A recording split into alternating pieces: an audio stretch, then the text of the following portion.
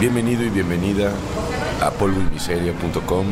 Esta tarde otra vez, por la gracia de Dios, un viernes que el mundo pues pagano en cierta parte por la fiesta llamada Easter, y el mundo cristiano festeja la Pascua, que vino a ser sinónimo de Easter cuando no es lo mismo, y también pues el mundo judío festejando el Pesaj.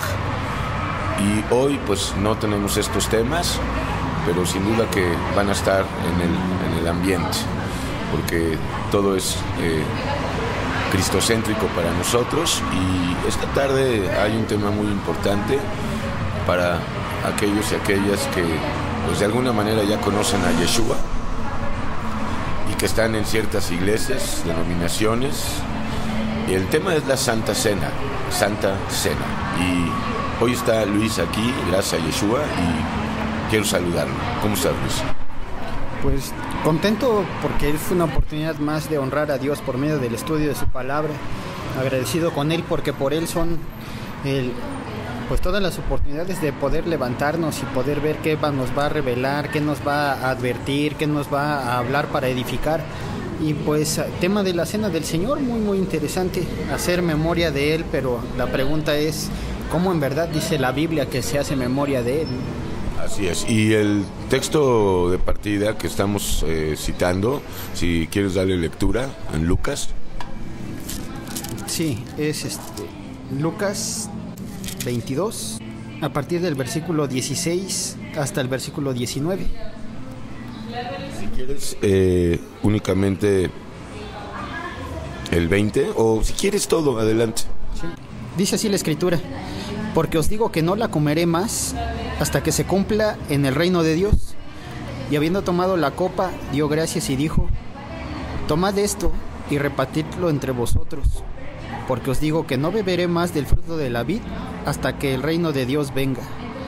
Y tomó el pan y dio gracias y lo partió y les dio diciendo: este es mi cuerpo que por vosotros es dado, haced esto en memoria de mí.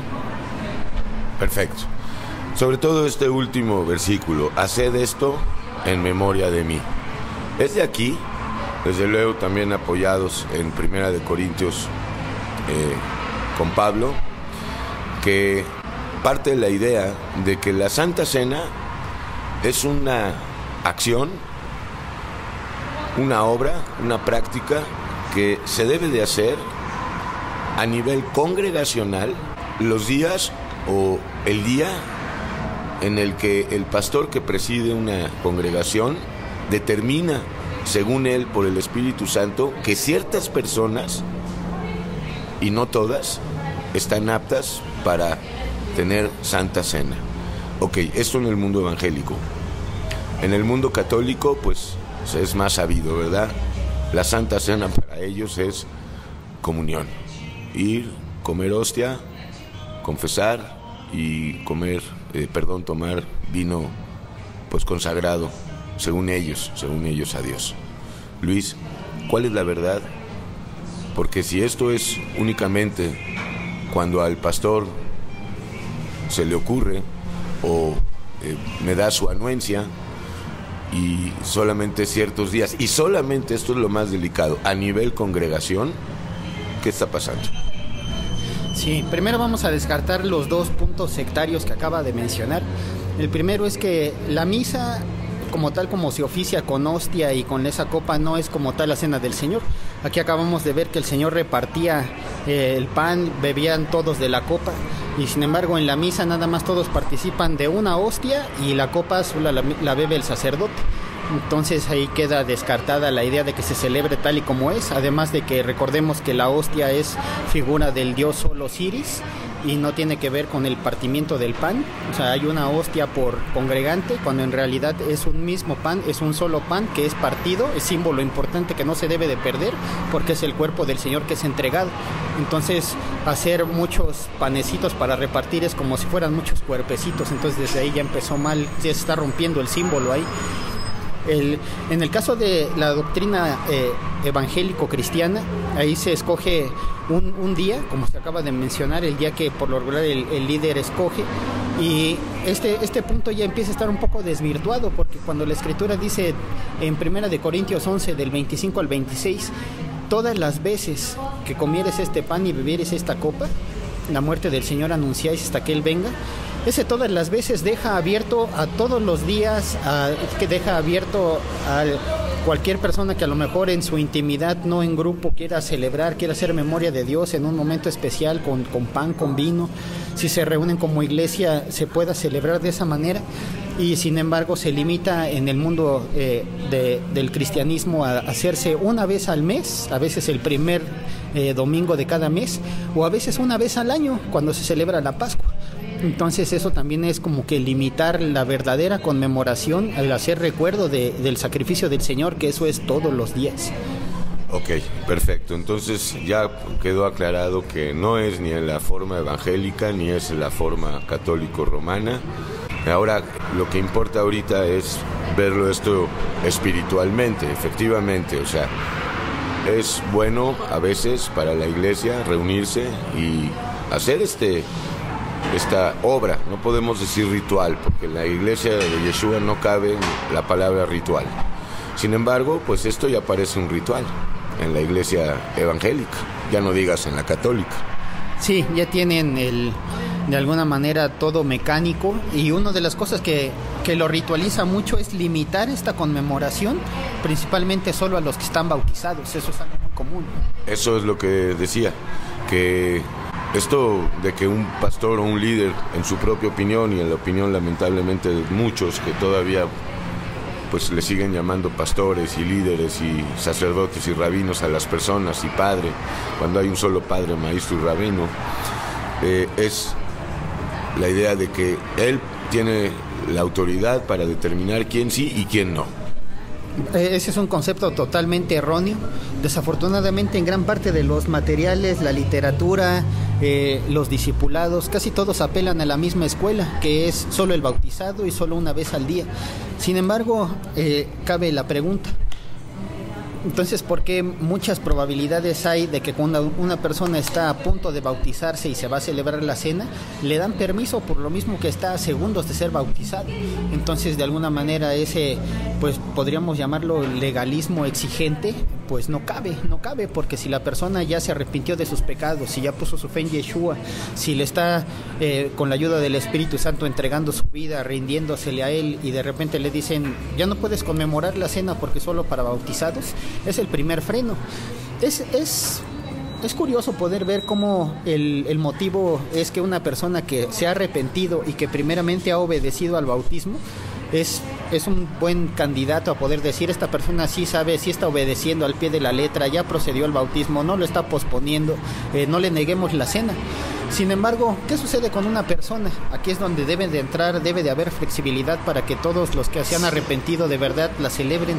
Porque ¿qué sucede si en algunas iglesias hay 1 o 2 bautizos al año y de repente faltan fechas para que llegue esa fecha de bautizos, y un hermano ya temiendo al Señor, sirviéndole en temor, pues quiere celebrarla, pero se lo impiden por tal legalismo? Entonces eso ya es una traba, eso es obstaculizar a alguien que quiere conmemorar, hacer memoria de su Salvador, y lo están limitando porque no hay fecha. No es que él no quiera, ni que a lo mejor el líder no quiera, sino que la fecha está pospuesta, y por causa de esa exigencia legalista, esta persona se está privando de conmemorar la muerte y resurrección del Salvador.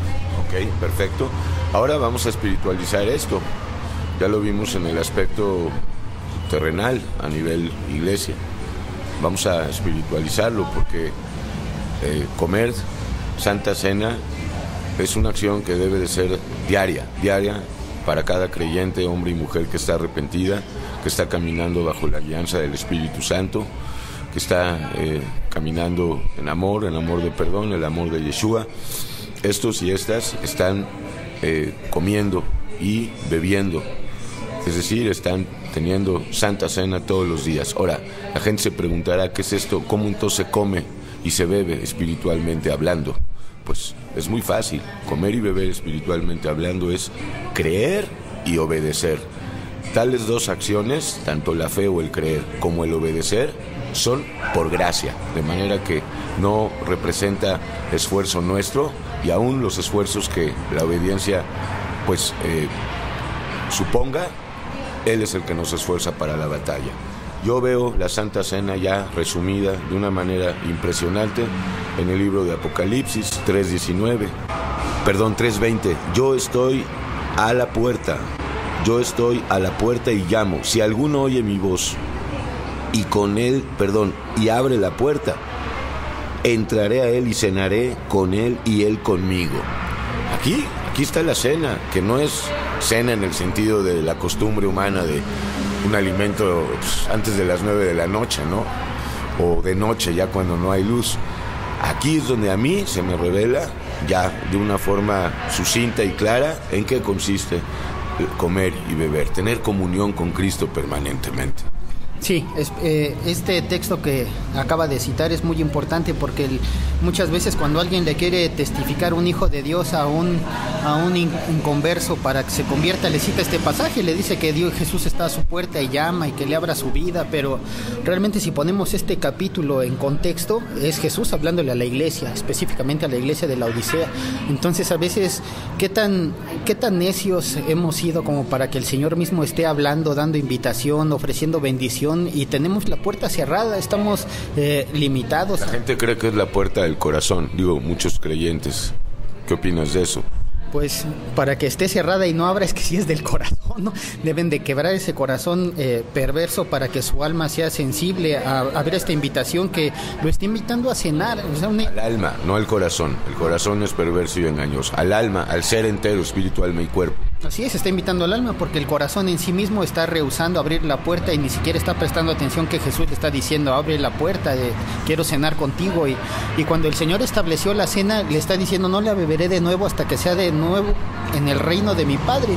Entonces, esa cena que el Señor quiere compartir con toda su iglesia, esta es volver a conmemorar un acontecimiento con el fruto de la vid, pero pues el Señor está llamando, Él quiere invitarnos a esa cena espiritual, está tocando a las puertas de la iglesia, está diciéndoles que el que oiga su voz participará de esta cena, y qué mejor que esta mientras se hace, como decía Pablo en 1 Corintios 11, hasta que Él venga, pues seguirlo recordando, porque cuando Él venga se celebrará como debe de ser, y recordando que ahora sí es en las bodas del Cordero. Muy bien, bueno, pues creo que ha quedado claro cuál es la forma verdadera de comer y beber, de tener Santa Cena a cada instante, recibiendo a Yeshua, recibiendo el Espíritu Santo, porque también hay que decir que sin el Espíritu Santo pues es imposible tener Santa Cena todos los días. A lo mejor podrán ir a la Santa Cena del pastor, pero pues ese no es el pastor de pastores, ese es alguien que pues se dice llamar pastor, y esto erróneamente, porque aunque hay algún fundamento por los 5 ministerios del Espíritu Santo, pues siempre hemos dicho, siguiendo el consejo del maestro, no llaméis a nadie padre, maestro, rabino, pastor y todos los añadidos, reverendo y todo lo que son títulos humanos. Ahora hay otro punto, abusos en la cena del Señor, o sea, volviendo al punto o al nivel de la celebración de la Santa Cena a nivel congregacional, porque ya especificamos en qué consiste a nivel individual y lo hemos puesto como lo más importante, porque si un individuo no tiene comunión con Dios por el Espíritu Santo, pues cuando se congregue mucho menos va a tener comunión con los hermanos a la hora de pues lavarles los pies, si es que incluyen esta práctica, o en el ágape mismo, ¿no? Entonces, abusos en la cena del Señor, y vamos a ver, porque Pablo habló de una cosa muy grave. Y son estos versículos, así dice la Escritura, así dice el Señor. De manera que cualquiera que coma este pan o beba esta copa del Señor indignamente, esa palabra es clave, porque quiere decir sin discernimiento, será culpado del cuerpo y de la sangre del Señor. Por tanto, pruébese cada uno a sí mismo y coma así del pan y beba de la copa. El que come y bebe indignamente sin discernir el cuerpo del Señor, juicio come y bebe para sí, por lo cual hay muchos enfermos y debilitados entre vosotros, y muchos han muerto. Otras traducciones dicen ya duermen. Si pues nos examináramos a nosotros mismos, no seríamos juzgados, pero siendo juzgados, somos castigados por el Señor, para que no seamos condenados con el mundo. Bueno, es todo un tema de conversación extra, pero aquí evidentemente Pablo está refiriendo a la comunión, la Santa Cena a nivel congregación. ¿Qué pasaba con estas personas que indignamente participaban de este acto? Sí, vamos a recordar un poco todo el contexto desde que empezó Pablo a abordar este tema versículos atrás, desde el versículo 17. Nos recuerda el contexto de los corintios. Ellos tenían un problema, ellos veían la copa del Señor y llegaban a emborracharse, y otros veían el pan y llegaban y se lo comían glotonamente. Entonces bien, porque no entendían que solamente era un símbolo, ¿no?, del verdadero cuerpo. Sí, y lo peor es que ni siquiera entendían que era un símbolo, sino que llegaban, comían, bebían como si fuera una fiesta más, y viene Pablo y dice: en esto no los alabo, no están discerniendo, les está faltando revelación de que son símbolos importantes que conmemoran algo, que por consecuencia aquí en este pasaje habla de juicio o de enfermedad o de muerte cuando una persona participa indignamente de esta cena, y participar de la cena del Señor indignamente, eso también significa participarla con pecados no confesados, ¿no? Acarrea juicio. Así es, dice que hay que probarnos a nosotros mismos, examinarnos, o sea, ver si realmente estamos caminando con el Señor para estar aptos para hacer algo así, porque si estamos viviendo en pecado y vamos y participamos de la Santa Cena en la congregación, pues es muy peligroso, porque no entienden el trasfondo. Sí, hay bastantes sentencias aquí. Dice que primera dice que no se discierne el cuerpo, o sea, nadie se está dando cuenta que hay un símbolo importante para conmemorar un acontecimiento solemne. En segunda dice que juicio come y bebe para sí, entonces ya no se está celebrando el cuerpo y la sangre y la redención, sino que hay un castigo por tratar de profanar una conmemoración que es solemne. Tomar en vano el nombre y el pan. Así es, entonces esta parte es muy importante, porque aquí quedan descartados los que ya se bautizaron. O sea, si el requisito era que la celebraran los bautizados, y aún los bautizados no han entendido que lo que comen es un símbolo importante, pues el bautismo no les ayudará para el juicio, ¿no? Y es que la Iglesia apóstata hace énfasis en el bautismo de agua, cuando el bautismo de agua no es el importante. Claro que es algo precioso que los creyentes que han sido redargullidos por el Espíritu Santo lo hacen, pero sabemos que si no estamos bautizados por el Espíritu Santo, por fuego, no hay tal bautismo todavía, o sea, no estamos todavía bautizados. Muchos se bautizan en agua, y hasta 3, y hasta 4, y hasta 5 veces, y en diferente fórmula bautismal, y no pasa nada, porque no han obtenido el bautismo de fuego, que es el que hace Yeshua, lo sabemos. Así es, el Espíritu de Dios es el que nos guía a toda verdad y nos enseña cuando una cosa está siendo enseñada mal. Una de las cosas que podemos aquí retomar es exactamente cuáles son los símbolos de la Cena del Señor, y ahorita que desglosemos estos símbolos podemos ver a veces el mal enfoque que se les ha dado. Vamos a recordar que son 3 símbolos. Mucho en la iglesia apóstata se reduce a 2. Se dice el pan y el vino. Sin embargo, también la copa es un símbolo. La copa es símbolo de sufrimiento, entonces son 3 símbolos. Dice, si es posible que pase de mí esta copa, y él ya le había dicho anteriormente a sus discípulos la copa que he de beber. Entonces él sabía que eran los sufrimientos. La copa, los sufrimientos, el fruto de la vid, la sangre, y el pan, el cuerpo. Y bueno, entonces muchos sí van muy gustosos a beber del cáliz físico, del vinito mezclado que hacen, pero no entienden que beber del cáliz es morir con Cristo cada día a la carne y padecer la persecución que resta a toda la iglesia por Cristo, de padecer persecución. Así es, ese es el primer símbolo, es que así como él bebió de esa copa de sufrimiento, muchos de los que piensan que creer en Jesús es una vida color de rosa, pues realmente no. Hay que padecer por el Maestro siempre que sea necesario, y siempre el que se amediten las circunstancias para no negar su nombre, aunque se tenga que padecer, es beber esa copa.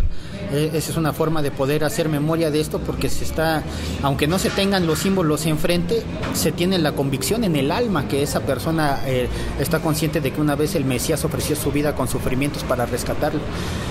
Otro símbolo importante es el pan. El pan tiene en la celebración dos puntos a tocar. El primero es que es un pan sin levadura. Es importante notar que si estamos haciendo énfasis de que es un pan sin levadura, es porque el cuerpo del Señor era sin pecado. Dice segunda de Pedro 2 que en 21 que como cordero fue llevado al matadero, no abrió su boca, él iba en total sumisión, o sea, no había pecado en él. De hecho, él es el cordero sin defecto, así le ordenó a Moisés en Éxodo 12 celebrar la Pascua con un ternero o cordero tierno, sin defecto, y eso es símbolo de Yeshua, sin defecto, sin pecado, sin levadura, como has dicho. Así es, y entonces aquí lo que ya empieza a estar un poco fuera de lugar es cuando en varios lugares que la quieren celebrar, dada la cantidad de gente que hay, empiezan a repartir galletas.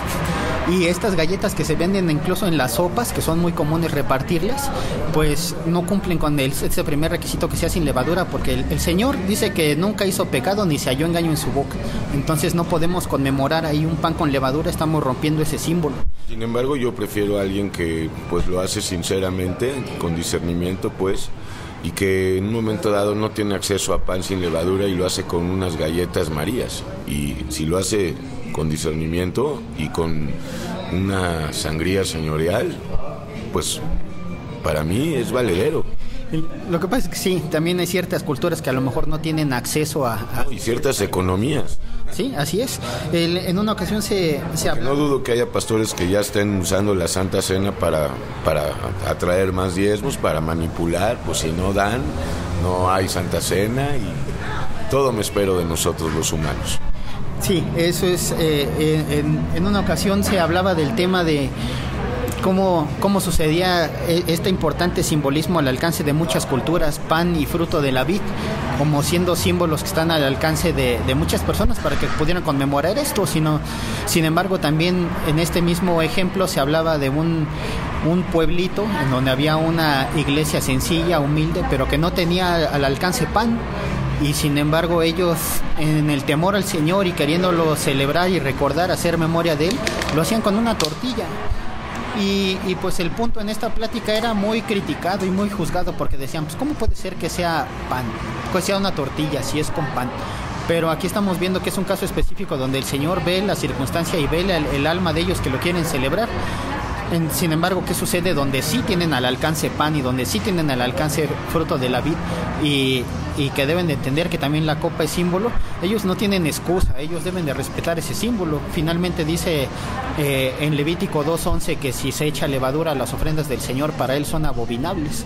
Entonces es importante que no sea como tal con levadura. Y la segunda cosa en oposición es que se reparten muchos, no pueden ser muchos cuerpecitos, debe de ser uno. El mandamiento estricto dice que tomó el pan, lo bendijo, lo partió y lo repartió.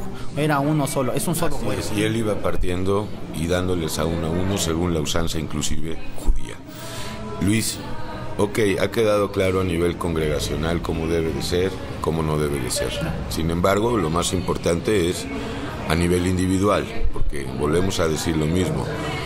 El pan es Él, yo soy el pan que descendió del cielo, Él es el maná escondido que está reservado para aquellos y aquellas que quieren comer. Bienaventurados los que tienen hambre y sed. ¿Hambre y sed de qué? Pues de este pan, de este vino celestial, que es Yeshua, que es el Cordero Pascual, pues crucificado. Y por eso Pablo en 1 Corintios 5:8, 7 y 8, pues dice que vivamos celebrando y festejando la Pascua y la Santa Cena.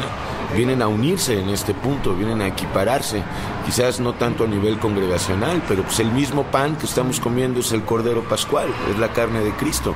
Entonces, vamos cerrando porque nos quedan 3 minutos. Esta conversación tuvo origen en una hermana que mandó un mail, que está en Argentina, ella vive ahí, y tiene conflicto con un pastor, bueno, otra vez un pastor en su opinión, el cual pues preside una iglesia y hace este tipo de cosas y no pone énfasis, no explica que la Santa Cena es a nivel cada miembro, individual, cada día, y entonces sí, en los días que se congreguen para hacer esto, va a ser todo un éxito espiritualmente hablando, si no, no. Sí, cuando se hace una celebración de esta, yo creo que lo que Pablo principalmente estaba aquí enfatizando era que De nada sirve celebrarla, porque finalmente los corintios la estaban celebrando, pero si el alma no está dispuesta, de nada sirve. Es curioso que eran los corintios siempre los que más causaban problemas, ¿verdad? Sí, una de las iglesias que, aunque eran con muchos problemas todavía de batallas carnales, son los que más disfrutan de los dones espirituales. Con esto mostrándonos el Señor que donde abunda el pecado, sobreabunda su gracia también. Una de las cosas también importantes a mencionar en este asunto es... terminando con un punto anterior, es el fruto de la vid. En algunas de las ocasiones, cuando se reparte este fruto, pues en el mejor de los casos se da jugo de uva, pero a veces el vino como tal se tiene censurado. Entonces, pues si hay alguna persona que a lo mejor no tenga problemas con el vino, debería de celebrarse, si gustan, con la forma más original.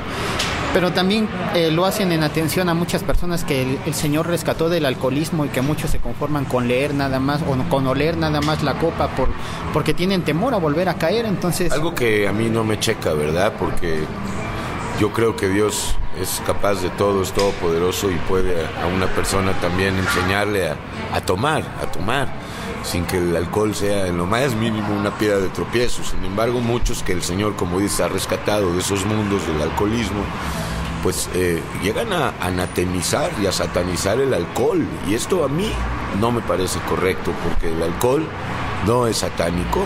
Sin embargo, el alcoholismo sí, pero hay una brecha una separación entre alcohol y alcoholismo, ¿no? Entre tomar alcohol y ser un alcohólico. Sí, esa diferencia se ve marcada en Deuteronomio, donde dice: beberás tu vino y tu mosto y te alegrarás, y donde dice: no mires el proverbio de mirar al vino cuando rojea, ya hablando en un sentido figurado de la borrachera. Entonces son dos cosas por separado, no hay que confundirlas. Y entonces, una de las cosas podemos hablar, ya concluyendo esta parte del tema, es para poder celebrar esta conmemoración. Finalmente, si está el pan, si está la copa, si está el fruto de la vid, pero en el temor interior del alma no se han puesto a cuentas con Dios, que dice aquí: pruébese cada uno a sí mismo y coma. Si una persona no reconsidera que hay cosas que debe de cambiar porque Dios lo está llamando a algo solemne, todavía hay rencor y odio de la persona que está celebrando esto hacia otras personas, o reclamos hacia Dios. Sí, todo esto es participar de la cena indignamente, no está discerniendo la purificación de tus antiguos pecados. Es muy curioso la forma en la que interviene el Señor aquí. Dice el versículo 31 que somos, el 32, que somos juzgados por el Señor para no ser condenados por el mundo. Entonces aquí es donde... por la ley, a fin de cuentas. Sí, es donde vemos un caso de disciplina de parte de Dios, donde permite que alguno de los congregantes que pueda, a lo mejor si persiste en esos caminos contaminar a otros, prefiere quitarlo para que no se contamine el resto del cuerpo, y en esta manera somos juzgados con él, pero para no ser condenados por el mundo, es decir, para que no todas las consecuencias que vienen a raíz de un inconverso no nos toquen, sino un juicio específico de parte de Dios, donde aquí está indicando que corta los pámpanos, nos quita la vida para que no se contamine el resto del cuerpo. Así es. Yo nada más, antes de despedirme, un último punto muy importante que por la gracia repito siempre en el parque.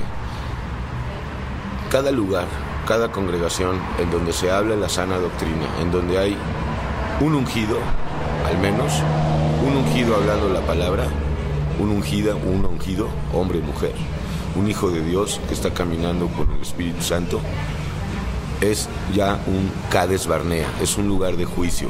Ir a escuchar la palabra de Dios y menospreciarla, no tomarla en cuenta, inclusive como muchos hermanos que van a la congregación nada más para recibir comida y ofrenda económica, eso ya es beber y tomar la cena, la comida, el maná, la palabra del Señor indignamente. Yo no me voy a esperar a ese momento en el que se hace esta celebración literalmente con pan y vino, sino que me voy más profundo.